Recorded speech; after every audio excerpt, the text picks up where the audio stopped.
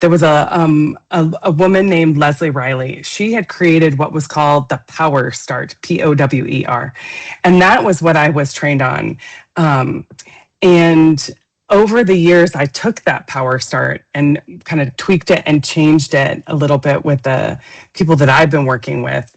And it sort of morphed from the Power Start into Clear, into Clear. And so when I went to write the book, I reached out to Leslie, and she was so great. She, I said, I started with your work and then built off it. And now I want to write this book. And are you okay with that? Like, is that all right? And she was so supportive. One of the first people to buy the book, and was just very generous with her support and her, kind of mentoring of, go do this, make it happen, which was really neat. But anyway, so Clear wasn't a brand new idea. It was something that I built upon from something that I had learned in my training.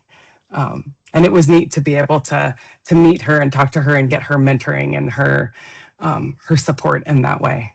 Yeah. So Leslie was your colleague, ex-colleague, or just somebody else? She would be more like a teacher. The teacher, yeah. She was actually a teacher, and that she didn't do the training for me. It was she taught the people who trained me. So she was like a train the trainer, I guess, kind of. Yeah.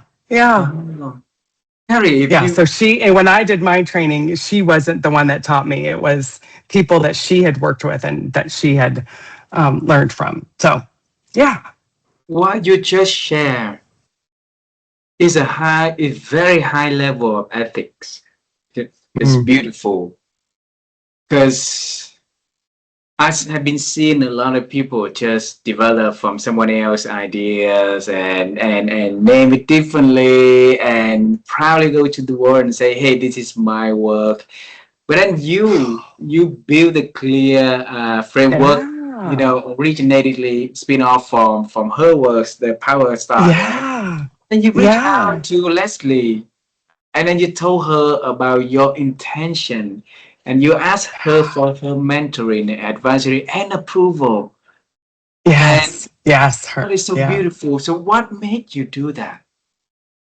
Well, because it is the right thing. That's integrity. That's integrity for me. So when I learned in the Agile community, there kind of early on, there were a couple people, Lisa Atkins and Michael Spade, that were kind of the original, some of the original people who did a lot of the training in the coaching space of what does it mean to be an Agile coach. And they were the ones that taught me the Power Start, but they had learned it from Leslie. And so it stuck with me. Like it has always been here is a way to make things better. And it's, again, it's all geared around meetings, or even like when you're preparing to facilitate, a workshop or facilitate a group, it's good to have the what I would use is now the Clear. But I learned that from them, and it always stuck with me. And so,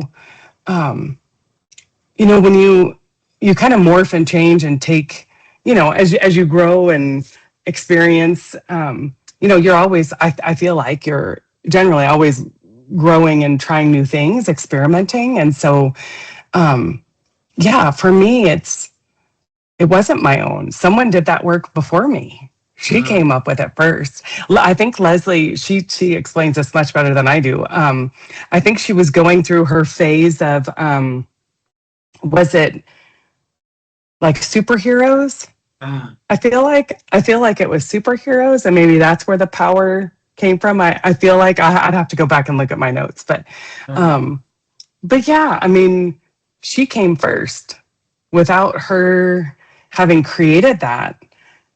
And then my teachers, Lisa and Michael, teaching it to me, I wouldn't have known about it. I wouldn't have been able to work with it with clients and then turn it into my own. So yeah, to me, it's important to respect and appreciate and ask permission for someone, especially when you're using someone else's work and you've used that to create your own thing. It's, Wow. you know, yeah, I think that's, I don't know. I think that's important.